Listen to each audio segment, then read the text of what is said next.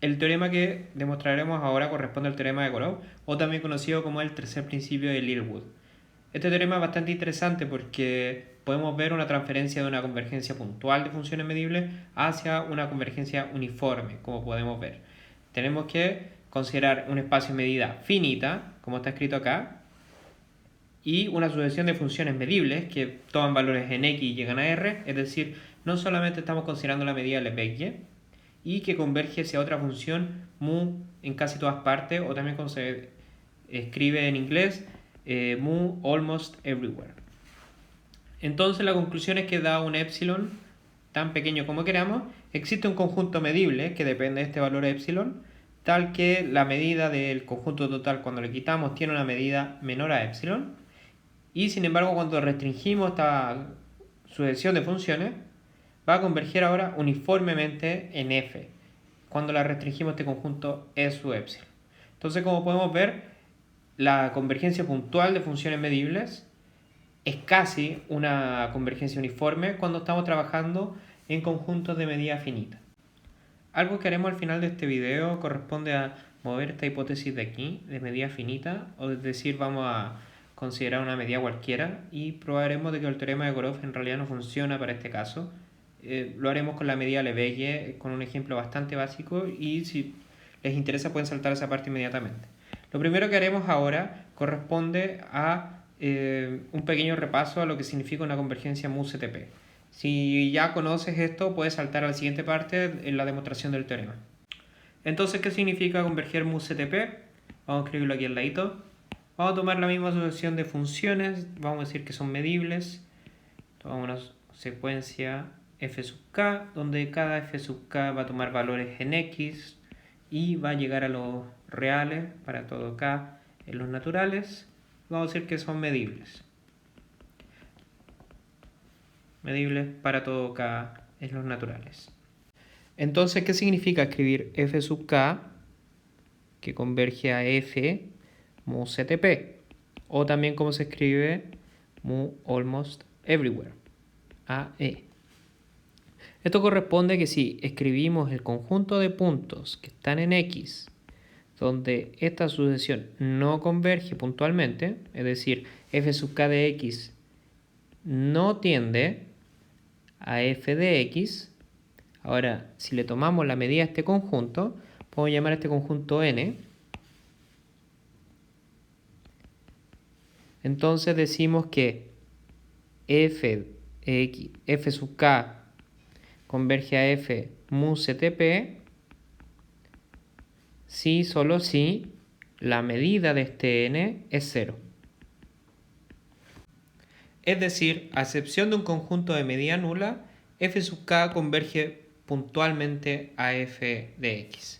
Entonces, estoy interesado en esto porque quiero escribir qué significa que f sub k de x no converge a f de x. Recordando lo que es una definición por sucesiones, podemos escribir ahora el opuesto de ella. Esto quiere decir lo siguiente. No voy a usar el epsilon porque es el que se usa en el teorema de Korov. Entonces voy a usar un delta. Entonces, ahora, el opuesto de convergencia de sucesiones es el siguiente. Existe un delta mayor a 0, tal que para todo n en los naturales existe un n, digamos, mayor a este n en los naturales, este n grande, tal que f sub k de x menos f de x, ahora en módulo, tiene que ser mayor o igual a este delta.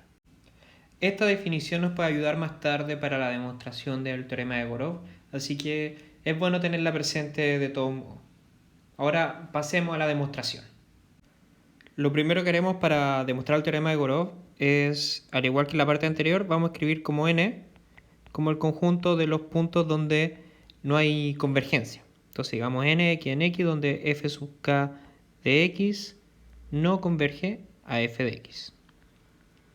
Y entonces por hipótesis tenemos de inmediato que mu de n tiene que ser igual a 0. Luego, para cada n, k en los naturales, vamos a hacer una construcción de, digamos, pequeñas partes en donde vamos a llegar a este conjunto n. Lo vamos a construir de una manera más inteligente, digamos. Entonces, digamos, luego, n, k en n, y definimos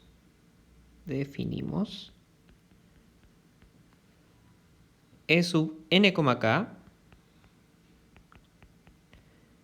como la unión de todos los, digamos, m mayor o igual a estos n. Ahí vamos a ir viendo bien por qué. De estos conjuntos de x en x grande, donde f sub m de x menos f de x tiene que ser mayor o igual a 1 dividido en k.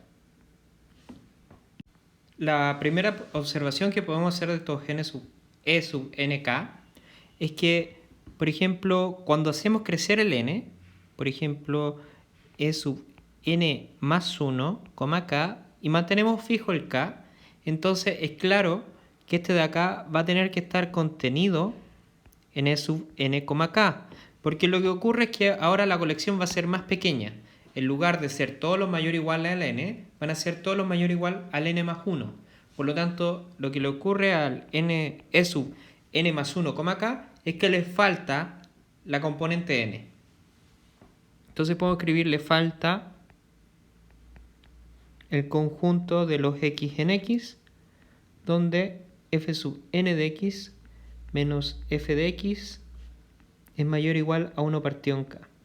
Entonces, como le falta esta pura componente, como podemos ver acá arriba, son todos los que satisfacen esta relación cuando el m es mayor o igual al n. Pero cuando ahora consideramos el caso con n más 1, es decir, la unión con el n más 1, nos va a faltar justo el primero del anterior. Y por lo tanto lo que acabamos de construir cuando fijamos este k es una sucesión decreciente de conjuntos. Entonces podemos escribir aquí entre paréntesis e sub n, k con n en los naturales, sucesión decreciente.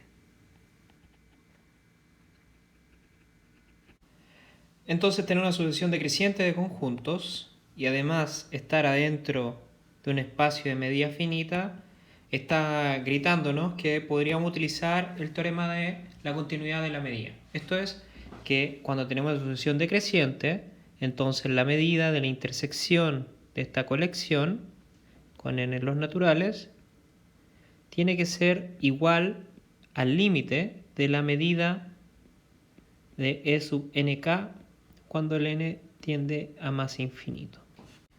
Y ahora lo que haré será utilizar una definición de este conjunto n que vimos hace unos minutos, en donde decimos que x pertenece a n, es equivalente a que f sub k de x no converge a f de x. Y lo que vimos fue que, entonces sí, solo sí, existe un delta mayor a 0, tal que para todo n en los naturales existe un n chico mayor o igual a este n grande que satisface la propiedad f sub n de x menos f de x tiene que ser mayor o igual a este delta. Ahora si nos damos cuenta de esta definición de aquí, que la voy a encuadrar en morado, lo que tenemos acá básicamente es que la intersección de todos estos e sub n, k con n en los naturales está contenida en n. Y esto pasa porque en particular en este conjunto e sub nk, bueno, en la intersección, estamos tomando un delta igual a 1 partido en k. Entonces un caso particular de este conjunto n.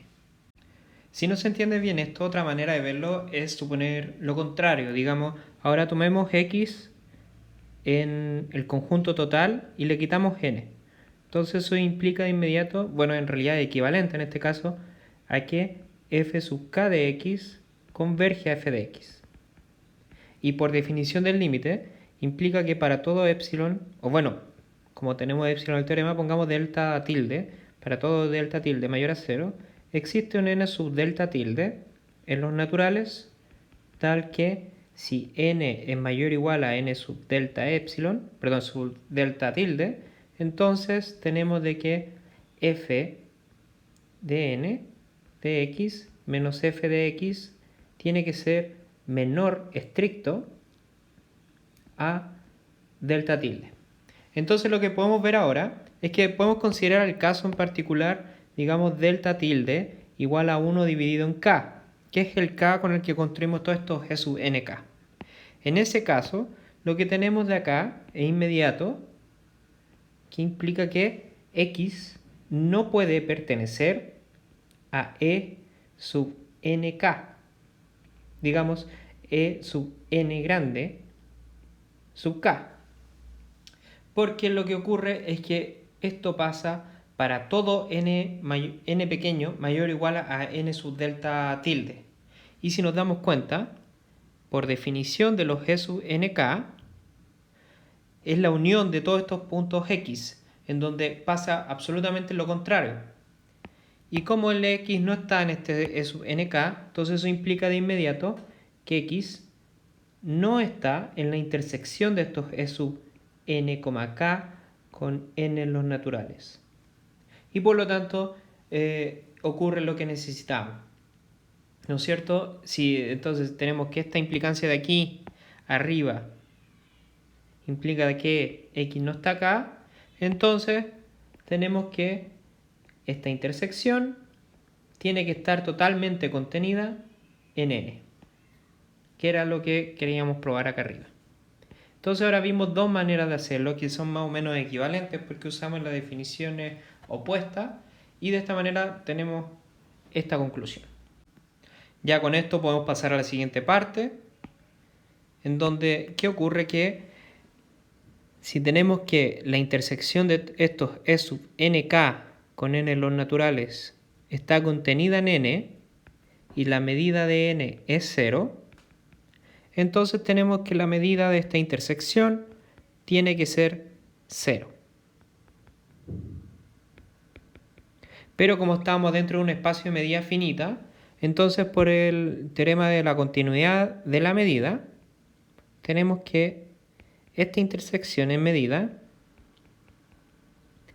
tiene que ser igual al límite de la medida de e sub nk.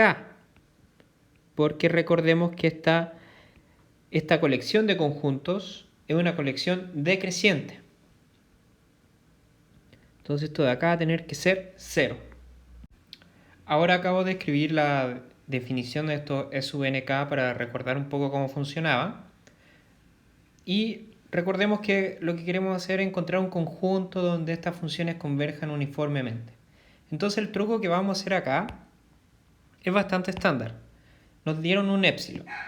Acá el teorema dice, dado un épsilon, encontremos un conjunto tal que cuando se lo quitemos al x, nos va a tener que dar algo de medida menor a épsilon, como está acá. Y de afuera va a tener que converger uniformemente en e sub épsilon. Entonces, si nos damos cuenta, si estuviéramos en el complemento de estos n sub k, tendríamos algo como una convergencia uniforme.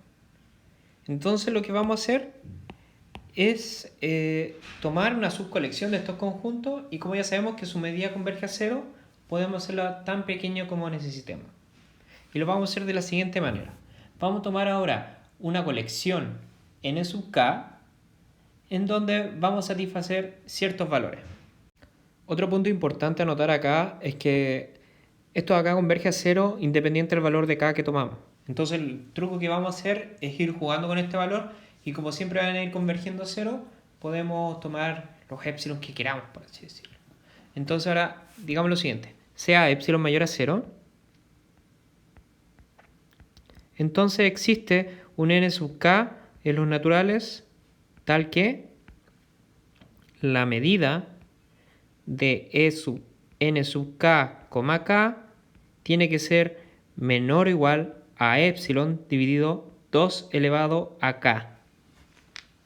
Entonces, como podemos notar, podemos ir manipulando estos épsilon de acá porque recordemos que la medida de estos conjuntos se va a ir achicando, independiente del valor de k que tomamos. Y ahora, ¿por qué tomamos este valor de epsilon de acá? El truco es bastante simple. Siempre cuando tomamos estos de acá, 2 elevado a acá, en general yo siempre los tomo así, pero en este caso es necesario tomarlo de esta manera, porque el truco es que cuando uno suma todos estos valores, 2 elevado a acá, con k los naturales, esto de acá converge. De hecho, esta cuestión es 1.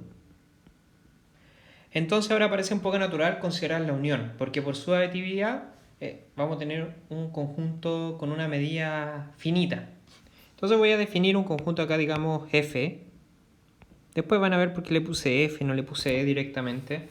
F lo vamos a escribir como la unión y vamos a recorrer todos los k naturales de estos E sub n sub k, k. Entonces la primera pregunta, ¿cuánto mide F? Entonces ahora se ve más o menos claro por qué tomamos estos epsilon partido 2 a la k. Cuando tomamos la medida de F, podemos ver de inmediato por su aditividad que va a ser menor o igual a la suma de k de los naturales, mu de E sub n sub k, k, y esto va a ser menor o igual a la suma de k de los naturales de E dividido 2 a la k, y esto de acá va a ser igual a epsilon. Entonces ahora acabamos de construir un conjunto F de medida epsilon. Recapitulando un poco ahora para lo que tenemos que hacer, podemos ver acá dice teorema de Goroph. Lo que tenemos que construir ahora es este conjunto, ¿no es cierto? Pero en el complemento de este conjunto que tiene medida epsilon, F tiene que converger uniformemente en E. Bueno, lo primero es que, da la conclusión que tenemos aquí, y por cómo construimos estos E sub nk, que están acá abajo, lo que podemos notar es que claramente este conjunto F que acabamos de construir es el complemento, digamos, de este E sub epsilon. Porque si nos damos cuenta, los G corresponden a los conjuntos donde estamos bastante lejos de F. Y lo único que nos resta mostrar es que FK converge a F uniformemente en el conjunto X menos F. Entonces pongamos FK, dos flechitas como a veces también se le dice a convergencia uniforme, en X menos F. Y esto es equivalente a decir, ¿no es cierto?, de que el supremo de F sub K de X menos F de X con X pequeño en X grande menos F, este supremo va a tender a 0 si K tiende a más infinito. Supongamos que esto no ocurre, es decir, supongamos que este supremo no tiende a 0. Suponemos X grande menos F no tiende a 0 si K tiende a más infinito. Por lo que habíamos visto anteriormente, esto es lo mismo que decir que existe un delta mayor a 0, tal que para todo n grande en los naturales existe un n pequeño mayor al n grande, tal que este supremo de acá, pongamos supremo, tiene que ser mayor o igual a este delta, que es mayor estricto a 0. Y esto es equivalente a que existe un x0, pongamos, en este conjunto, tal que f sub n de x0 menos f de x0 en módulo tiene que ser mayor o igual a delta, que es mayor estricto a 0. Luego existe, digamos ahora, un k-gorro en los naturales, tal que epsilon dividido 2 a la k-gorro tiene que ser menor a delta. Entonces tenemos que el módulo de fn x0 menos f de x0 va a tener que ser mayor o igual a epsilon dividido 2 a la k-gorro. Pero si recordamos bien, esto implica de inmediato que x0 pertenece a E sub n sub k, k, el cual es un subconjunto de f.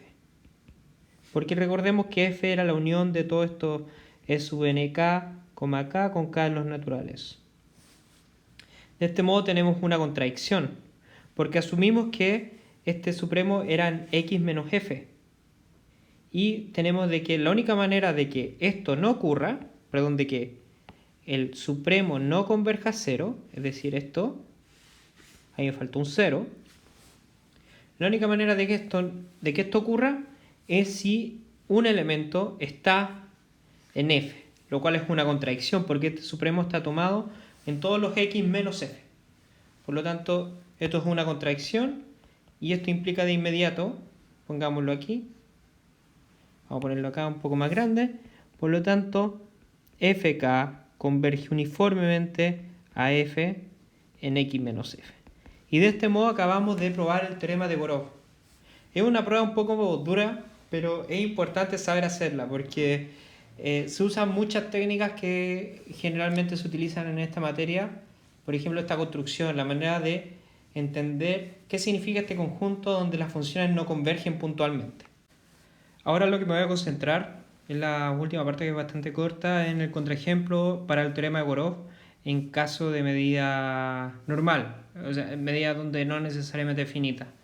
Entonces, vamos a tomar simplemente la medida Lebesgue en todo R. Entonces vamos a considerar el espacio medida, digamos, R con los conjuntos Lebesgue medibles y la medida de Lebesgue. Entonces, lo primero es que el lambda de R, ¿no es cierto?, no es finito. Y vamos a probar de que es falso. La sucesión de funciones a considerar en este caso va a ser f sub k y lo vamos a escribir como las funciones características. Digamos k, k más 1. Y podemos notar de inmediato que f sub k puntualmente converge a 0. Y esto es para todo x en R. Entonces, si el teorema de Borov es cierto, podemos tomar cualquier epsilon mayor a 0, pero lo vamos a tomar ahora mayor a 0 y menor estricto a 1. Ahí vamos a ver bien por qué. Y entonces tiene que existir un conjunto. Nosotros tomamos como E sub epsilon donde la medida de R menos E sub epsilon tiene que ser menor a este epsilon. Entonces vamos a escribirlo bien. Vamos a decir, existe un conjunto E sub epsilon de R medible tal que la medida de R menos E sub epsilon tiene que ser menor a epsilon y f sub k tiene que tender uniformemente ahora a 0 si k tiende a más infinito, y esto va a ser en R menos E sub epsilon. Habíamos tomado este E sub epsilon como menor estricto a 1 por lo siguiente. Lo que podemos notar ahora es que si tomamos la medida de cualquier intervalo n, n más 1, intersectado ahora con E sub epsilon, este conjunto siempre va a tener que tener una medida mayor estricta a 0. Porque, como podemos notar, el complemento no le puede dar ni siquiera para hacer un intervalo completo. Por lo tanto, va a tener siempre una medida estricta mayor a 0. Y con esto va a ser suficiente porque lo que podemos notar ahora es que si tomamos el supremo de todos estos fk de x, bueno, pongámosle fn ahora porque tomamos el intervalo n,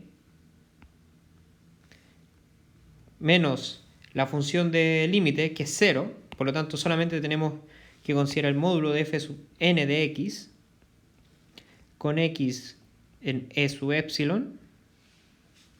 Lo que podemos notar ahora es que como estos intervalos siempre van a tener medida mayor o igual a 1, perdón, mayor estricto a 0, entonces esto de acá va a tener que ser siempre 1.